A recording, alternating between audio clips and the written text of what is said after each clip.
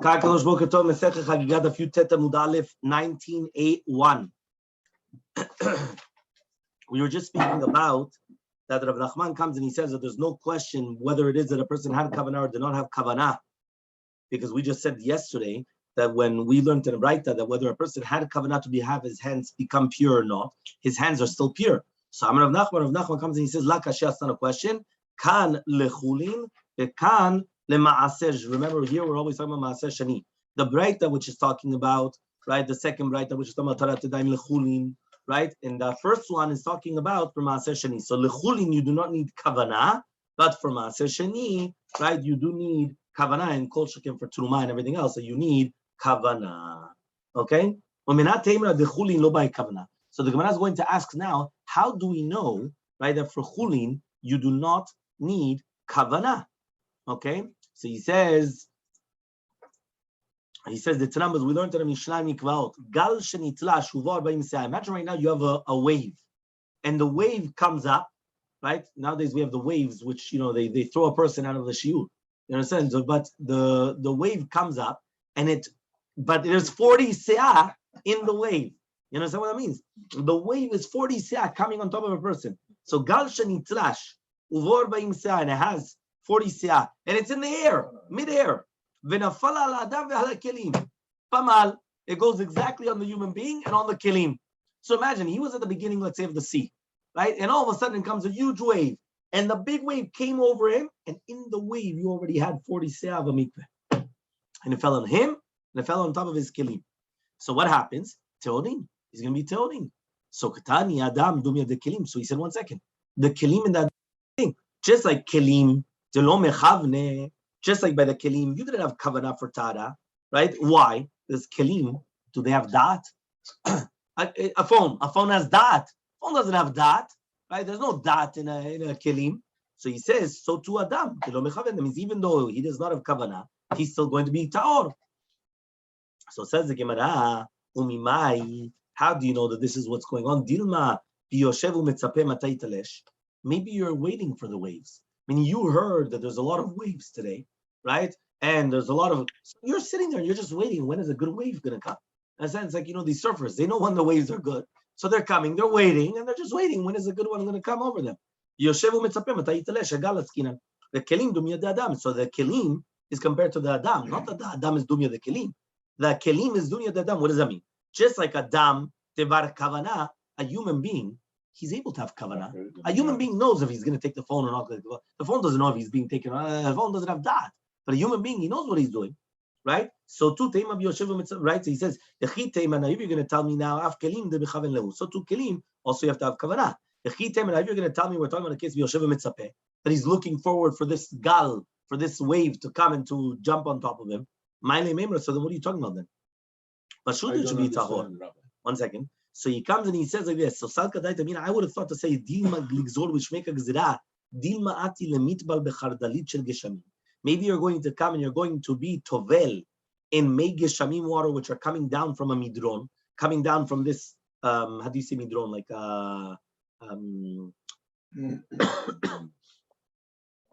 what we're gonna say now?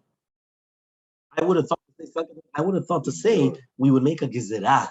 What's a gzira? Which means all of a sudden there's rainwater which is coming down in a torrent, and then I'm going to try to purify myself without rainwater. Now we know that doesn't purify you, okay? Because there's no tevilah min Torah that way. Okay, if it was going to be a wave is going to permit, right? But if it's rainwater that's coming down as a midron, right? It's coming down like this torrent, it's not going to purify you. Inami, or another gizera, I would have thought nigzor rashim atu kipin, that it doesn't help tevilah, right, at the top of the gal when it gets to the land, because maybe you're going to come and you're going to do the tevilah in the middle of the gal, in the middle of the wave, right, which is like a kippah, which is like a you know what a kippah is? A kippah, like a dome, right, like this, right, which means, right, and therefore if you did that, right, for example, you put the keli above, and then he did it in the middle of the air, so there it's lo tevilah min Torah. Right, but there you don't have the connection. Right? He's in the inner part of the gal. The gal goes on top of him, right? And when it's going on top of him, he's not touching it. He picks up the keli, right? He goes like this. It's inside. So I would have thought to say I would make a gezerah there. No, the keli does get the water, but it's in the middle of there. I mean, he comes and he does like this, and now the wave is on. Remember, the wave is on top of him. The wave is not all on him because if not, it would throw him. Right? It goes like this. Yeah, it's like this on top. So in the middle part, it's empty. It's like it's airspace. It's hollow. So he comes and he picks up the kli into the water. I would have thought you make a gezerah for that. Kamashmalan comes teach you do we don't make a gezerah. So therefore, the Gemara says you cannot bring me a proof that chulin does not need kavanah because I just disproved it. Because maybe it was Yoshev Mitzvah. What was the chidush? No, the two chidushim. We don't make gezerot on that. So says the Gemara, fine, but one second. And just on the last thing that you just said, how do you know that you cannot come and do tevilah on the kipot galim? How do you know that if you have a gal which is coming on top of you and you pick up the utensil on top, how do you know that you can't do tevilat kelim with that? How do you know? So says the Gemara, the time we learned in the Braita, sorry, thank you. He says you're allowed to do tevilah berashim shel galim, meaning at the beginning of the gal, which is detached, right? For example, it's going to be on the floor, and then the gal falls on it, which means the wave falls on top of the floor, on top of the keli. But you can't do it on the top, on the dome, on the top part over there. Why? Because you can't do tevilah in the middle of the air. Tevilah in the middle of the air does not help. Okay? Fine. So says the Gemara, fine, okay, fine. So according to that, we have to bring another proof then. Because remember, we made a hanacha. You know what hanacha means? We made a statement which we thought that this is the way it's supposed to be. What is the way that it's supposed to be? Ela mehadatan, the chulin does not need kavanah. Ela mehadatan, there's another Mishnah. There's a Mishnah machshirim now. The Mishnah there says, don't check it out. It's Perek Dal Mishnah Zayin. Yeah, it says perot shenaflu letoch amat hamayim. He says, he comes like this. He says, when you have fruit that fell inside of an amat hamayim, upashat mi sheyadav tmeot untalan. So imagine right now, you have an amat hamayim. Amat hamayim is like an irrigation canal. Yeah, that is called amat hamayim. It was usually an amalama. Okay, that was just a measurement, one amalama. So it was like 48 centimeters square. Okay, going down. So what happened was fruits fell inside of it. Fruits fell inside. Now what happens is somebody that's tameh comes, puts his hand into the amat hamayim, untalan, and he took the fruits. Yadav tehorot. That means even though he didn't have kavanah to purify his hands, what did he want? He just wanted the fruit. But the fact that he put the hands inside, his hands are pure. Yeah, his hands are pure. With the bli kavanah, uperot enam bichyutan. Now the perot, the fruits, are not in bichyutan. What does that mean? We know that a fruit, in order to become susceptible for tumah, right? What do you need? You need bichyutan mayim. Exactly. You need water to go on it. If you have lavdavka water, actually, any of the 7 liquids, lavdavka water, any of the 7 liquids. As long as any of the 7 liquids come onto the fruit knowingly, meaning b'chavanah that you want it, what happens is it becomes v'chiyutan mayim, right, to the lav, so then it becomes susceptible for tumah. So he says over here, they were not susceptible for tumah because even though water was on them, you didn't want the water on them. They were already in the amat hamayim. You didn't want the water on them. So when you put your hands into the amat hamayim to get the fruit did not become susceptible for tumah, but your hands are pure. Why are your hands pure? Because you don't need kavanah for tahara, for chulin. Right now, if right now you had kavanah to wash your hands, yadav teorot, then your hands are pure. So now here, the perot aren't b'chiyutan. Why? Because since you wanted to yad kavanah to be madiach et yadav, you said that you wanted that the water is going to be on these fruits. Once you want the water on the fruits, so then you have, right, the concept of the water of the fruits becoming susceptible for tumah. So this is a proof that chulin does not need kavanah, because in the Reisha, the first part of that Mishnah, we said that even if you didn't have kavanah at all to purify your hands, the fact that you put your hands inside the amat hamayim, they're tahor. But lechatchila the perot. Rabba comes and he asks the question out to Rav Nachman from our Mishnah. Hatovel lechulin v'uvzak lechulin. Right? If a person does tevilah for chulin and he wants to eat chulin, asur lemaaser. You're not allowed to eat maaser. Because remember, you are not allowed to go up. That was the gezerah of the chachamim, that you don't go up in stature. Meaning, if I did tevilah for chulin, I cannot eat maaser. If I did tevilah for maaser, I cannot eat truma. If I did tevilah for truma, I cannot eat kodesh. If I did tevilah for kodesh, I cannot have the mechatat. It's an order. Remember, you're going up. You have chulin, maaser sheni, you have truma, then you have kodesh, which are the korbanot, and then you have mechatat. Okay? You have that on the shirt, yeah? Okay, very good. So says now the Gemara asks. When you do the tevilah, it's not really different.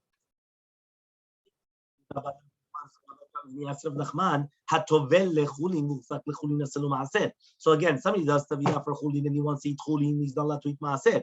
Huchzak in, only if he had kavanah to eat chulin, then yes.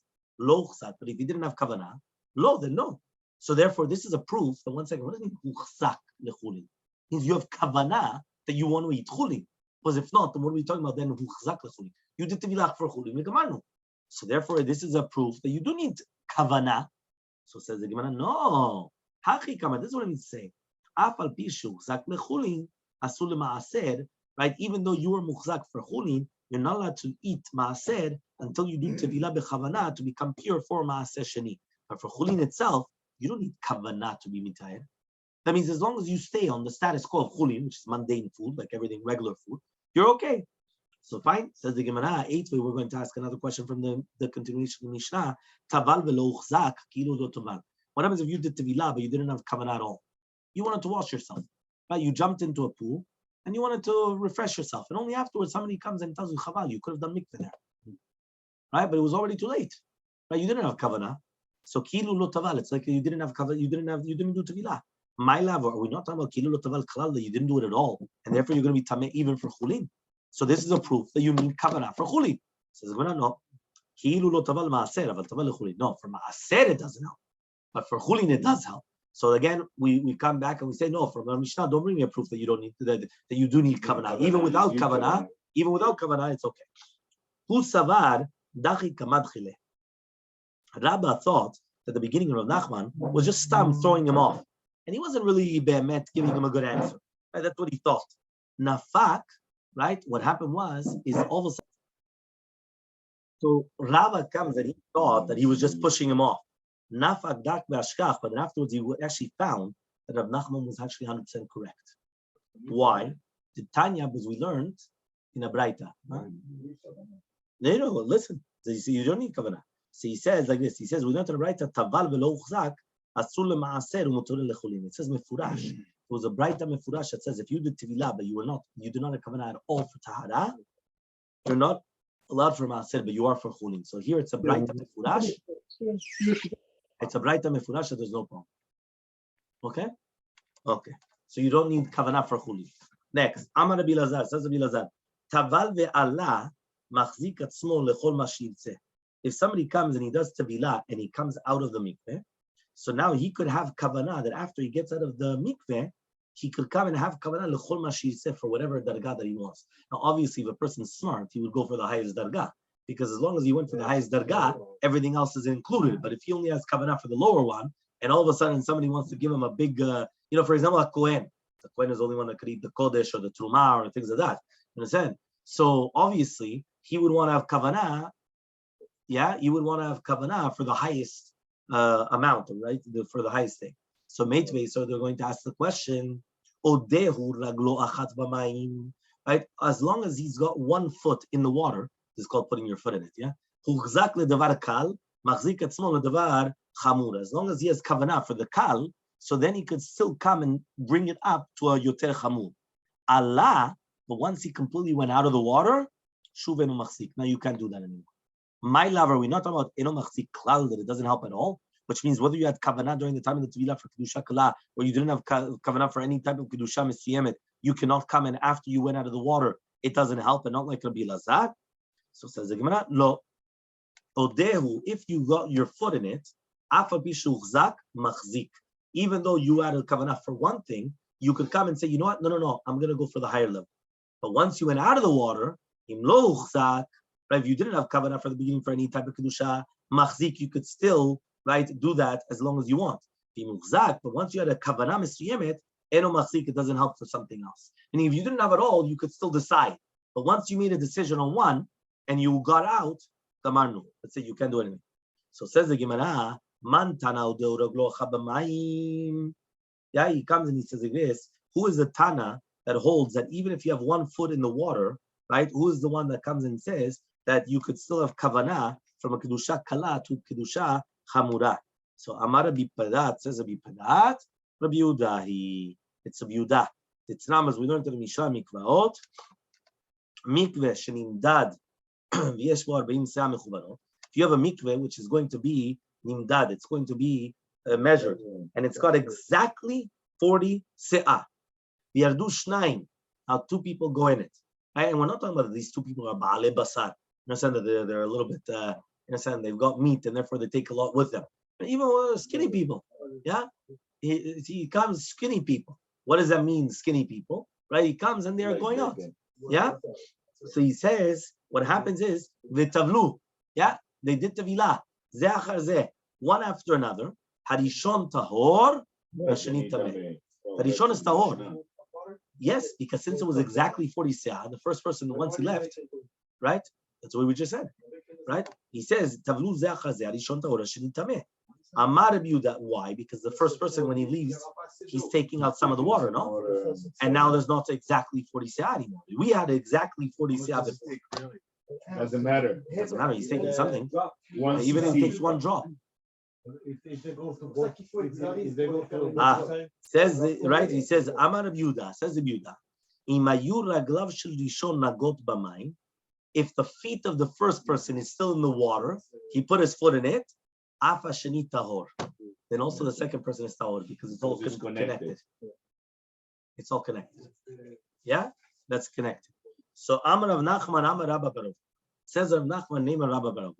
The machloket is b'ma'alot d'Rabbanan. Right? What does that mean? It's the ma'alot, the chumrot of the Rabbanan, which means that if somebody that's mina Torah, he's already going to be tahor. And he needs tevilah only because of the one of the ma'alot of the chachamim. According to everybody, though, right, to do with tevilah in order to get out of the tumah doraita to tara, according to everybody, the second person is going to be tameh, which means that even Rav Yehuda is modeh that for a tevilah kazu, we don't say gud achit. Gud achit is the concept of the connection, right? It's basically like this: to do with tumah derabbanan, there I could use this connecting source and everything else, but to do with mamash tumah doraita. According to everybody, the second person is tameh, even though the other guy, he put his foot in it. Right? This is the first time that you see that if you put your foot in it, it's actually something good, right? Not something bad. It's not something negative, right? Some people put their hand in it. The hand is always in it instead of the foot. It doesn't matter, but usually, right? It's fine. Says the Gemara, "Ve'hainu Rabbi Padat," and this is Rabbi Padat. What does that mean? The word and also the words of Rav Nachman. Because they were like Rav Pedat, because Rav Pedat said that the Braita was someone and according to Rav Yehuda, not like Rabbanan, because he holds that as long as you started going out, but you still have 1 foot in it, it's still going to be okay. Ika damni, there's another lashon. Remember, whenever it says Ika damni in the Gemara, it means there's another version of the Gemara. Sometimes it brings it down like the exact opposite. So therefore, instead of a question, it becomes a proof. Instead of, like it changes the version of what actually went on. Right? This is very important when you're trying to learn Gemara. Okay, so Amar Rav Nachman Amar Rav Avua says Rav Nachman name of Rav Paravua. Machloket is mitum'ah letahara. The entire machloket between Tanakam and Rabbi Yehuda is somebody that goes down from tumah to tahara, meaning doraita. Tumah doraita to come up to tahara. Aval b'ma'alot d'Rabbanan, but according to ma'alot d'Rabbanan, divrei hakol, according to everybody, even the sheni, even the second person is going to be tahor. Now this is the machloket in Rabbi Padat. What does that mean? Rav Nachman is arguing on Rabbi Padat. Not that Rav Nachman is like Rabbi Padat. That's what we said before. Before, in the first version, Rav Nachman was like Rabbi Padat. Now Rav Nachman is arguing on Rabbi Padat. Why? According to Rav Nachman, you could say that our braita is that you still have 1 foot in it, and it's according to everybody. Okay, and therefore it's all talking about malot d'Rabbanan, right? And therefore the Chachamim also hold, right, that the water which is going there connected, and therefore it's going to be okay, right? And therefore you don't have to say that the braita is like Rabbi Yehuda in the name of Rabbi Padat. Amar Ula. Ula comes and he says, "By Mimine Rabbi Yochanan." They come and they ask from Rabbi Yochanan. Le Rabbi Yehuda Mahu. According to Rabbi Yehuda, what is the halacha le'atvin mechatim v'tzanuyot? Right? Am I allowed to come and take small little utensils, mamash like a machat? You know what a machat is? A needle, right? A needle or tzinuriyot, which are mamash. We're talking about. It's like a mazlig katan. It's like mamash, a small little fork that they use for weaving gold. So mamash, we're talking about mamash, small little tiny utensils. Can I do that birosho shel harishon, right, on the head of the first person that did tevilah when his leg is still in the water? Do I say good achit, which means that again it's connected downwards, right? So he says, if I'm going to say good achit it Rabbi Yehuda, so therefore we're going to see that as if that the entire person is in the mikveh. So therefore imagine the guy has his foot in the mikveh. He's outside. I come and I put it on top of his head. I got a small needle. I come put it on his head. Now it should become pure. Yeah? Good asik letle. Obviously, we're not going to say that the water is actually going mamash on top of his head. So therefore we shouldn't say that. Or dilma, or maybe good asik nami itle. Maybe Rabbi Yehuda also holds of the concept of good asik, okay? And therefore it's going to be kosher. Meaning like this. Let me explain. Asik and nachit. You will find this all throughout Shas when it says nechute yama, right? Or nachi. Nachat is like going down. You're placing something down. So it's nachat. It's going downwards. Asik is going upwards. We learned this if you remember also in the sukkah. You remember when the walls go up or they go down. Asik and nachit. So therefore, like this, until now, we were always speaking about good nachit. Nachit means, remember, the first person went into the mikveh, there was exactly 40 seah. He starts leaving the mikveh, okay? When he starts leaving the mikveh, what happens is he's got his foot down there. He still has it inside. The second guy comes into the mikveh. If the first person completely left the mikveh, there's not 40 seah anymore. But since the first person is still, he's got his foot in the mikveh, so if I'm going to say good nachit, that the water on the body, everything is going downwards, and therefore, since everything is going downwards, it's still considered inside of the mikveh. And therefore, when the second person goes into the mikveh, there's still 40 seah. It's exactly 40 seah, but it's okay. As long as it's exactly 40 seah, good asik is the exact opposite way. That the water from the mikveh is coming upwards towards his head. So now I could come on your head, put this, well, this will never become towel, right? But you put that on top of that, on top of the head, right? The needle or whatever it is, I put it on top of your head, and all of a sudden it becomes towel. Why? Because I say good asik. Because the water is like going upwards on through your body. On the way up. That's good asik. So that's what the Gemara just asked. When you go up, Because your body. So Amali comes and he says, Tinitua, we already came and we already learned it. What do we already learn it? Shalosh gemamiyot banachal, right? He says there are 3 gamamiyot. Gamamiyot are 3 borot of water. So there are 3 pits of water. Banachal on the nachal. This is like a midron. This is like going downwards the slope in an emek, in a valley. So you got the upper one, middle one, and the lower one. Okay? Each one has 20 seah. The middle one has 40 seah, has 40 seah. You have a zerem of mei geshamim, which is going by them. So again, you've got a slope, okay? On the slope, you have 3 bodies of water, 3 pits of water. The top and the bottom, 20 seah each. The middle one has 40 seah. From the top, you've got this flow of water going straight down. Okay? All going straight down. Okay? Chardalit is a zerem hamayim, a flow of water, a current of water. The chardalit shel geshamim over benehen. So it's actually connecting all 3 of them together. Rabbi Yehuda comes and he says, right? Rabbi Yehuda says, Meir haya omer, Meir used to say, matbil ba'elyona. Interesting why he says he was a friend of Rabbi Meir. That's why he didn't say Rabbi Meir, he just said Meir. Okay? Why? Because he was his friend. So since he was a friend, he didn't say it. Yeah, he comes and he says, right, like this. He says, oh, Meir, because he was his friend, so he didn't call him Rabbi Meir. Meir used to say, matbil ba'elyona. Meaning, even though the top one, how many seah did the top one have? 20. He didn't have 40 seah. Still, you could do it in the top one. Why? Because since everything's connected, there's no problem. So says the Gemara, right? So therefore, he comes and he says like this. He says, "Vatanya, we learned in another braita, right?" So therefore, he comes and he says like this. Rabbi Yehuda says, "Yutetum bet Meir haya omer, Meir used to say matbil ba'elyona, v'ani omer b'tachtona ba'elyona." It comes out that according to Rabbi Meir, you could do it in the top one, but according to Rabbi Yehuda, you could only do it in the bottom one, not in the top one. So it's mefurash in the braita that Rabbi Yehuda argues on Rabbi Meir, and he says that only good achit, right, and not good asik. Because again, what is good asik? That means even though the flow is going down and it's connecting all three, where's the 40 se'ah?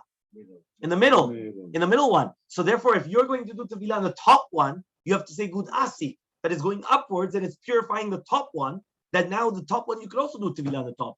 But here he says in Mefurash, and Yudah argues over the He says, no, you can't do it in the top one. You could only do it in the bottom one. The bottom one, how much se'ah does it have? 20. The middle one had 40. The middle one had 40. The bottom one had 20. So you see here the good nachi that is going downwards, that will purify the bottom one, but it doesn't purify the top one. So you see from here, the general rule is, according to Rabbi Yudah, you only say good achit and not good asik. Going downwards and not going upwards.